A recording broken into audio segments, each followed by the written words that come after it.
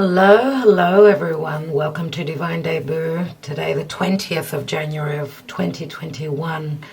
Hoping that you are all very well. It's a very big day today. I thought I tried to do a reading yesterday. I just couldn't get it out. For whatever reason, I was not meant to give you any readings yesterday. I do believe in that, everyone, and we need to, if the energies allow, we can move forward. If they don't, then we have to stay put. Just today being such a big day for, of course, the world at large. We know that it's a very important day for America and for the USA, as well as everyone else in the world. As whatever happens there, it does affect the whole world. Just quickly in relation to the astrology, first of all, the sun's moved into Aquarius. So happy birthday to the Aquarian people, those that are born first couple of days. All right, so the sun being in Aquarius, the energies have shifted, obviously. The moon is just finishing up in Aries. It's ready to step into the sign of Taurus, and it does love being in Taurus, so that's a feel-good energy. What's important and the most important astrological happening right now is that Mars is on top of Uranus. They are together in the sign of Taurus. The moon will just enter Taurus in the next few hours. And we know that Mars and Uranus in Taurus can be very quick changes. Uranus brings quick changes, unexpected tower moments. It is explosive energy. Mars, which is fire. Uranus, which rules Aquarius. Interesting, right? Is in Taurus, and Uranus can mean newness. It can mean the internet. It can speak of electricity. As I always say, air and fire together can be very explosive. It can be very challenging, but it will, through pressure, I would say, bring something new, okay, for everyone. Now, Mercury is already traveling over the degrees that it's going to retrograde back to.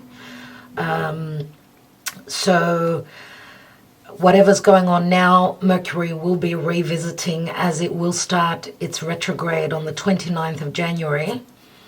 29th of January, which is also a day when we're going to have a full moon in Leo at 9 degrees.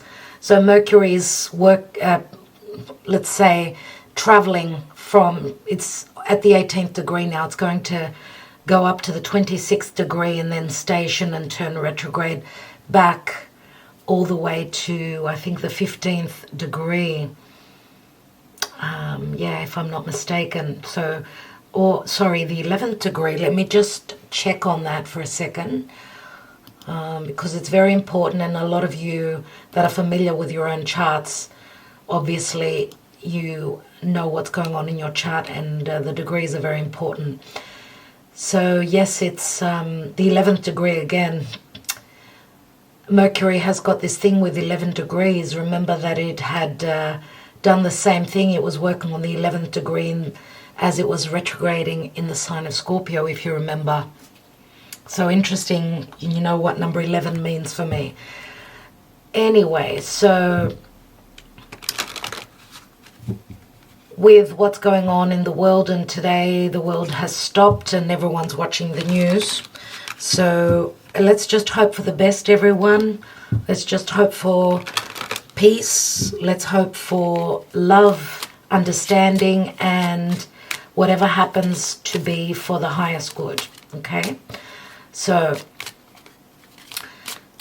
Venus is still in Capricorn, of course. It's roughly in the middle of Capricorn, so at the, 15th degree. She's still coming up to those difficult degrees. Two cards just fell out and I need to take them. Yes, she's at the 15th degree. She still has to go over those, 22, 23, 24 degrees of Capricorn, where we had, of course, the great conjunctions of 2020, Pluto, Saturn, and Jupiter.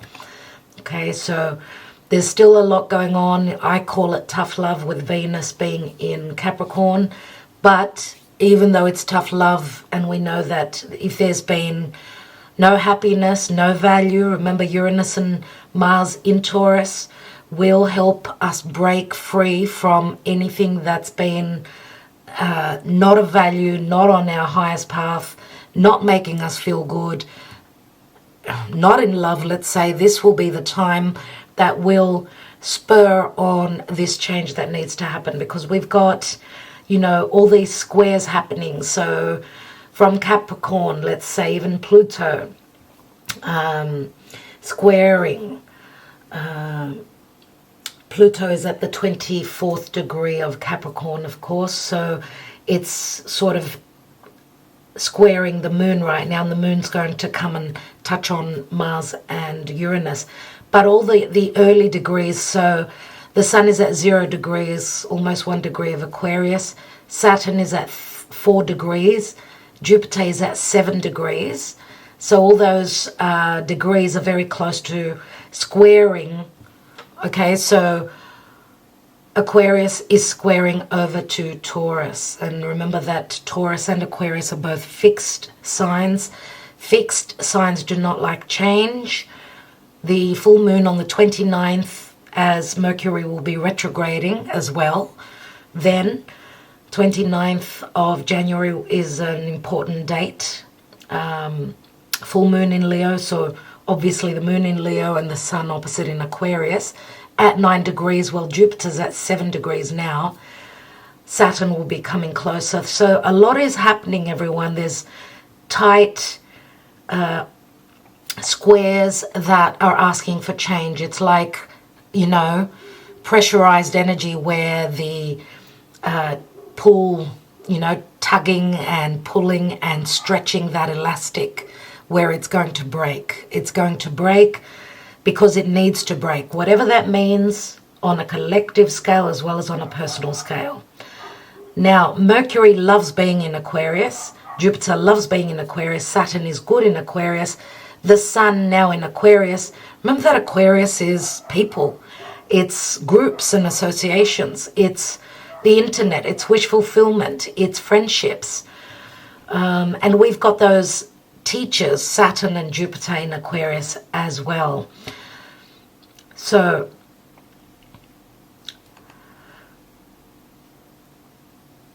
I think I will leave it there. They're the main energies that we are looking at. Now in 8 hours, it's going to be exact, the Mars conjunction to Uranus in the sign of Taurus.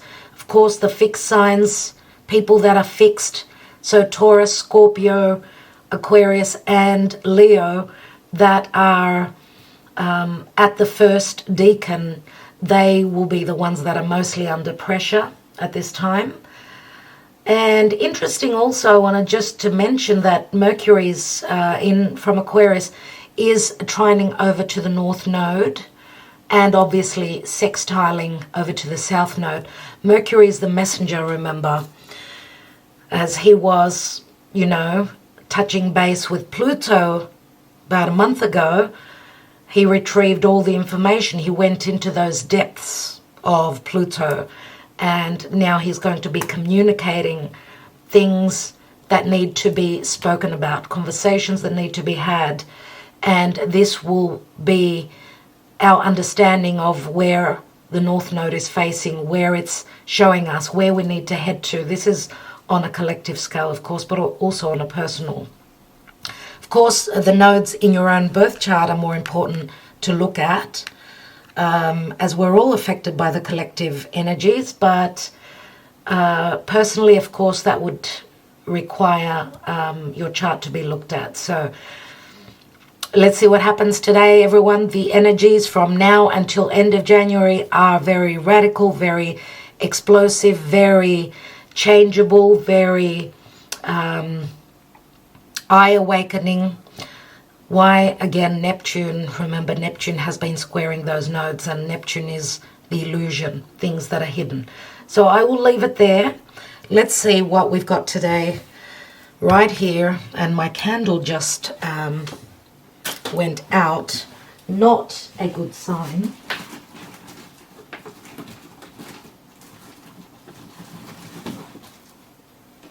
And when I speak of not a good sign, obviously something needs to end. I always see that as, you know, when the light goes out, we've still got the light on, so do not panic. But yeah, we need more light in our lives. We need more truth in our lives, and we need more justice. And of course, more truth. Again, temperance is Sagittarius, right? South Node is traveling through Sagittarius. Sagittarius is ruled by Jupiter.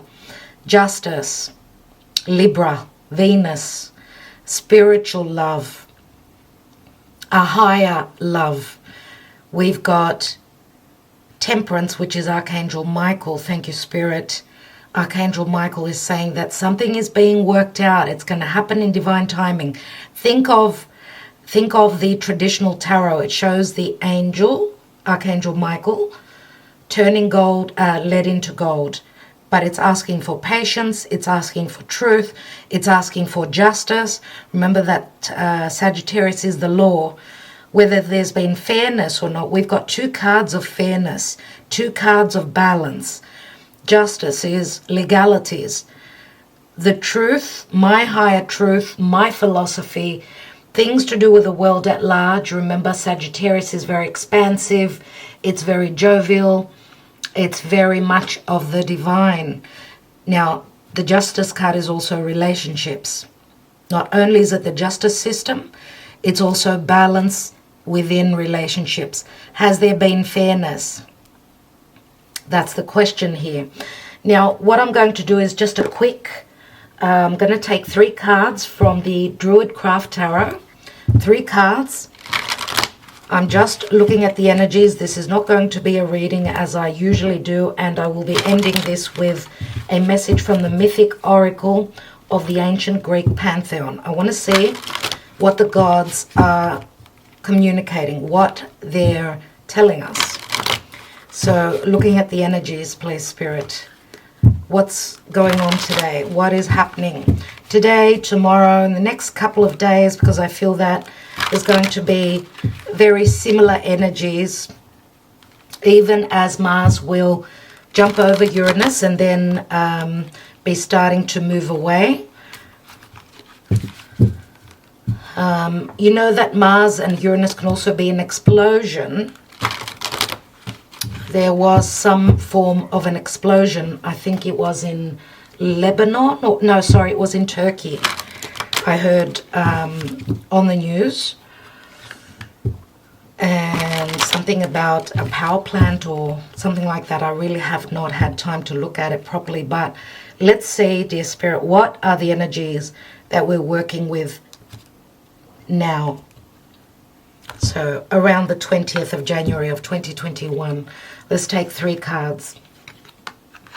5 of Wands, conflict, imbalance, misunderstanding, not working well together. We know that the 5 of Wands is not a drastic, it's not the 5 of Swords, which is a good thing. But it does say that change needs to happen. There is conflicts. We've got the Wheel of Fortune. How wonderful is that? We have the blessings of Jupiter, and I just wanted to mention also that in a few days, well, on the 28th and 29th, or is it 27th, 28th, roughly there, 27th, 28th, we're going to have the conjunction of Jupiter and the Sun in Aquarius, which is beautiful, okay? The Wheel of Fortune means there is change. There is an ending of a cycle. It is happening in divine timing. This is the Wheel of Fate. And we have the Moon. Wow. Now I'm going to say that the Moon, we know that the Moon many times is Pisces, Cancer. Of course, the Moon rules the 4th house. 4th house can be family. It could be extended family. It could be matters to do with the distant past. But the Moon is also the country, my homeland. And we know that the moon can mean fears. It can mean things that are hidden. It can speak of the subconscious. And I do feel very much that this is probably signifying what's been going on, I mean, from the new moon that we had in Capricorn on the 13th of January up until the full moon, which will be in Leo, right, on the 29th of January. I do feel that that's why I was saying that from now until the end of January, a lot of things are going to happen. Let's take one card, please, Spirit, on the moon. Why do we have the moon here? Because the moon can also speak of great deception. And we have the Five of Pentacles. The Five of Pentacles we know is difficult. This is not believing that there is help there. Remember, it's a money card as well. It's also a card for me that speaks of, if this is a relationship, whatever relationship this is, collectively, personally, there needs to be change here, and there will be change. And we have to look at our values. Remember what I was saying earlier about values. Let's have a look at one more card, because the Five of Pentacles says that there is change. There is no... two people usually shows they don't feel like there is help here, but they need to change their perspective. Remember that there is help there from spirit, from people, from your beliefs, your religion, your group, your tribe, whatever that means. There is help out there. And we have the Ten of Pentacles, so we go from the 5 to the 10. Big jump, which is great. 2 5s again. 2 5s. Fives always mean change, and I always tend to put them together. So again, it signifies 2 5s equal a 10.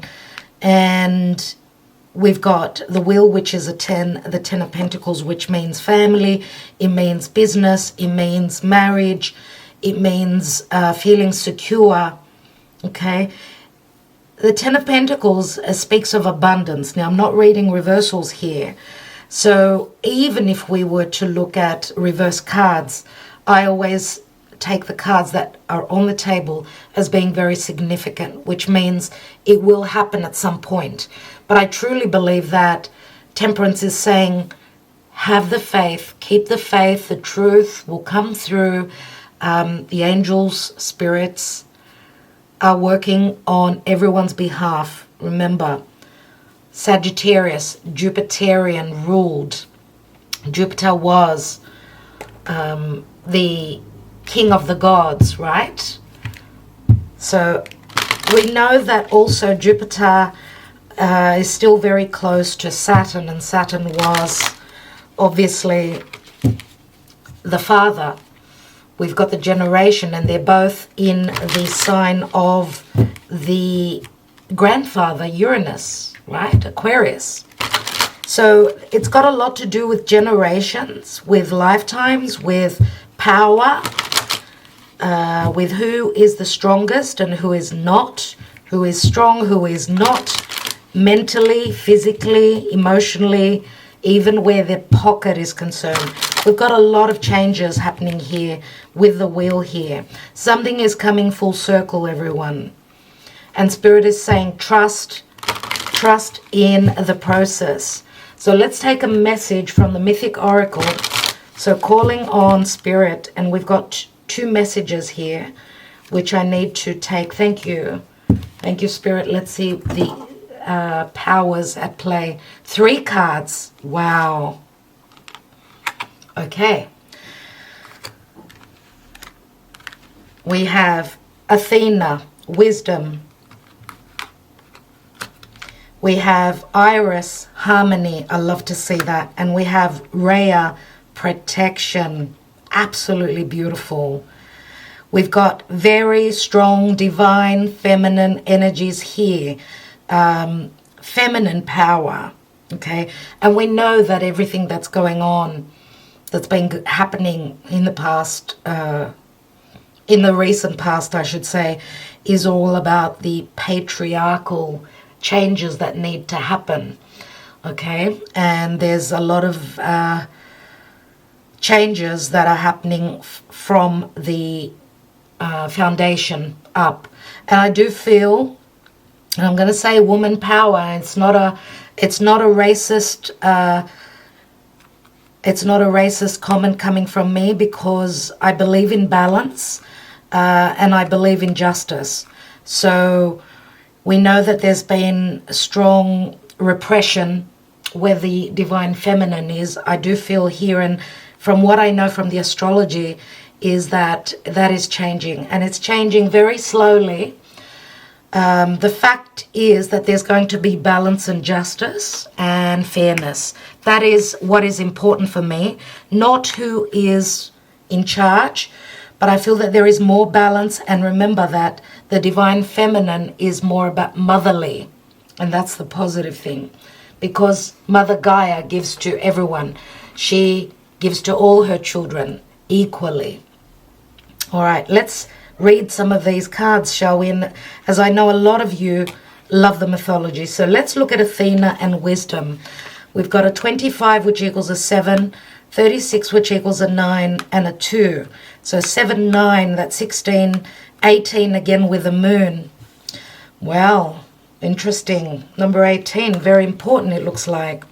Let's take number 25. So Athena, we know she was the goddess of war, but she was also the goddess of wisdom. Okay, the myth says Athena sprang fully grown from the head of Zeus, dressed in her war armor and shimmering gold, holding a sharp spear.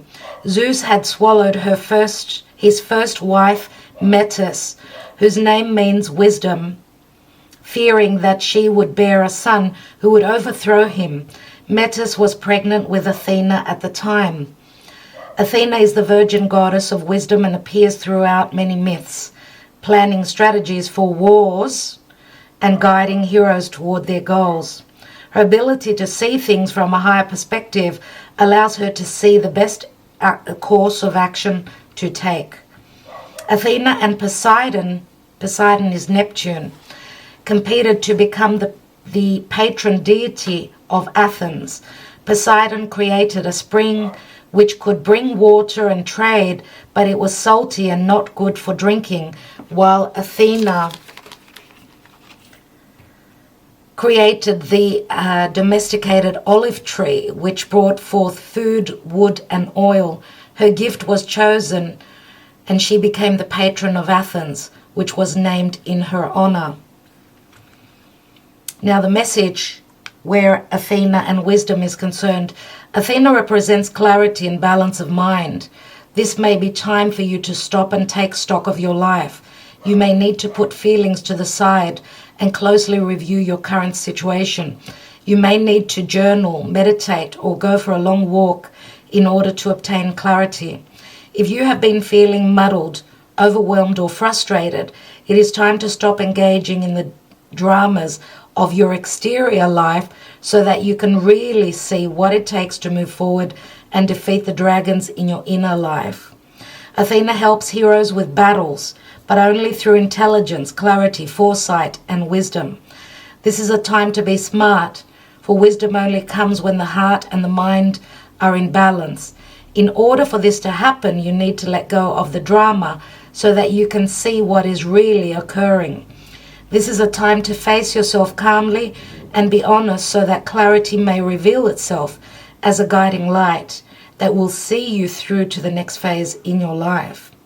So putting these two cards together with the Five of Wands says to me that it's saying, don't be like the ram that falls onto that, that blockage, that closed door. Don't go head first without using your wisdom.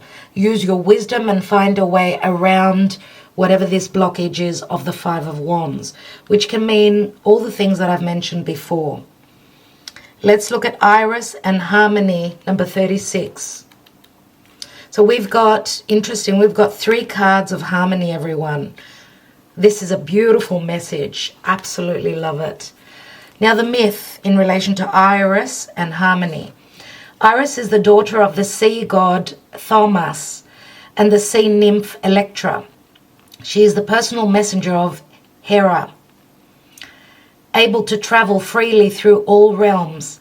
Represented by the rainbow, Iris is said to provide water to the clouds and carries a pitcher of water from the river Styx, the river that creates the boundary between Earth and the realm of Hades.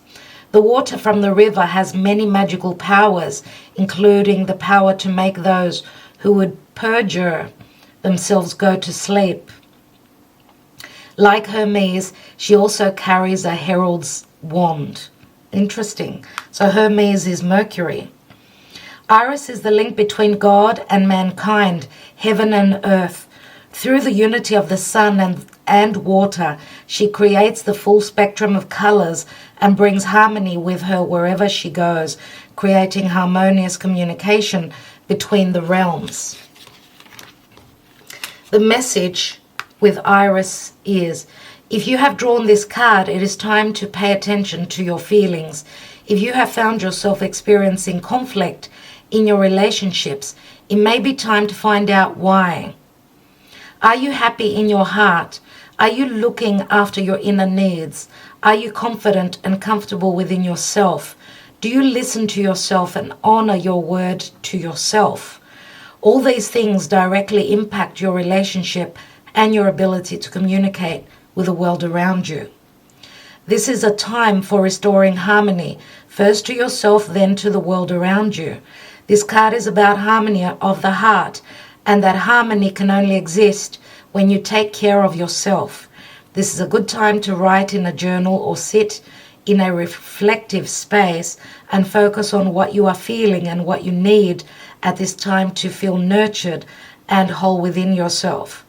This is the time to find the loving space that exists within your heart and truly open yourself up to love, kindness, generosity, and forgiveness. In order to do this, you may need to truly take the time to feel love and kindness towards yourself.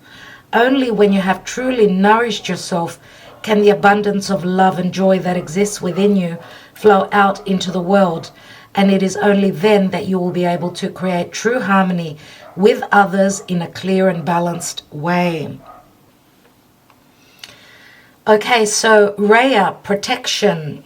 Okay, the myth goes, Rhea is an earth goddess, daughter of Gaia and Uranus, and wife of Kronos. Kronos is Saturn, right? She is the mother of Zeus, Jupiter, Hera, Demeter, Poseidon, Neptune, right? Hades, Pluto, and Hestia. The fertile earth is her realm, and Rhea is also a goddess of mysticism, celebrated through music, dance, and trance. Interesting that the moon is going to be in Taurus. Taurus is all about music, dance, and, well, not trance. The moon can be trance, but music, okay? She is the wisdom and mystery of the earth. In art, Rhea is depicted on a chariot led by two lions and is also represented by the swan and the moon. Interesting that Rhea is right on top of the moon. Okay, so the chariot is also the card of the moon. It's Cancerian, which means the country, it means the home, it means our foundation. If we feel loved, nurtured, and provided for. And it's interesting because it says that the chariot is led by two lions, and the lions are Leo. So it does signify that full moon at the end of the month. And Leo means, taking charge. It's kingship, it's leadership, but it's also a lot to do with generosity and creation. So again, two lions, and is also represented by the swan and the moon. Again, the moon, very important. And we've got really interesting messages coming through here. Kronos, fearful of being overthrown by one of his children ate each child as it was born. When Rhea became pregnant with Zeus, she decided to feed Kronos a stone instead of her beloved child, and hid Zeus in a cave where he was raised safely. That is Jupiter, which is Sagittarius. Once he reached manhood, he overthrew his father. So this is a very karmic message, everyone. What goes around comes around. I always say that. And the message here is, Rhea represents the protective aspect of the mother. Unable to continue to feed her young to Kronos, she made a dangerous stand against him. She represents the part of ourselves that cannot bear to deny our natural instincts and propels us to do what we know is right for ourselves and the things and people we love. We take a stand against the social or external societal rule and follow the inner rule instead. This is protection in its highest form. It is the love and protection of what is truly sacred in ourselves and in our lives. This is a time for trusting your instincts and intuition. You may be feeling torn between your duty to the world and your duty to yourself, but your duty to yourself must always come first, as it is your first priority to protect the sacred life that has been entrusted to you. You must be carer and protector of your body, mind, heart, and spirit, and only when you have done this can you truly be carer and protector of the things outside of you, whether it be your work, your art, your home, children, or loved ones. And I'm going to say your country as well. This is a time for drawing the lines, creating clear and healthy boundaries, and honoring your integrity. Trust yourself and create your life from a place of true honesty and self-love, for if every action you take is rooted in your personal truth, then all that you grow will be golden. And remember also that in the Sagittarius card, the Temperance card, always in the background we've got the sun coming through, the light coming through. So there is a sense of hope that there is a higher realm that is connecting with us. We're not alone. Whatever is going to happen in the next couple of weeks, we know that because we've been coming out of the darkness, out of the transformation, right? Pluto, Saturn, Mars, all the malefics had transited through Capricorn.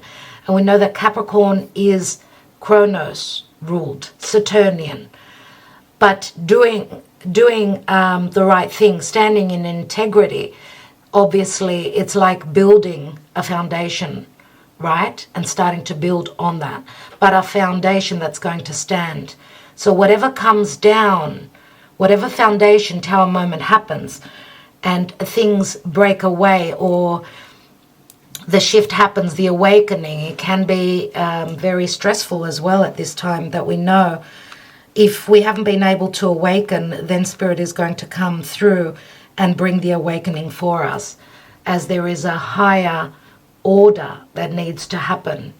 A divine order, a spiritual plan is in action. And I will leave you with that, everyone. I want to thank you so much for joining me here. Wishing you luck. Hope that everything changes and is put right quickly and in a less difficult way as possible. Remember, we move forward with love and with light in our hearts. Let us be those beacons of light for the other people that cannot, they're not connected. They're not living that higher realm. They don't understand these things, okay? So give them a chance to have their own awakening. Everyone awakens slowly and in their own timing. If you can help, do so. If you are in a situation where you've cried wolf a million times and people are not listening, well, then it's time to move on. So I want to thank you all again, wishing you well, love and light, good luck, and I will talk to you soon. Namaste.